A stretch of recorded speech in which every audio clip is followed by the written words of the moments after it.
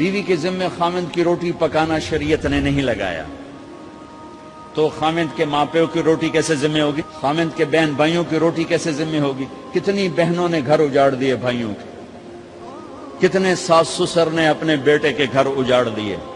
یہ چاروں طرف پھیلی ہوئی کہانیاں بتا رہا ہوں، کوئی خواب نہیں سنا رہا ہوں، کوئی باہر کی زندگی نہیں بتا رہا ہوں کہ جوائنٹ فیملی سسٹم بہت اچھا ہے اگر شریعت کا پتہ ہو، اور بہت برا ہے اگر شریعت کا پتہ نہ ہو۔ چڑا چڑی بھی اکٹھے ہوتے ہیں تو گھونسلہ الگ بناتے ہیں کہ ساس سورا کے دائیں سرتے نہ آ پاوے۔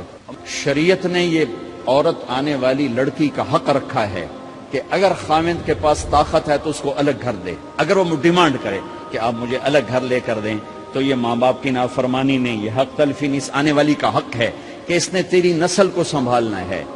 اگر یہ ساس کے بھی سنیں، سسر کے بھی سنیں، نندوں کے بھی سنیں، دیور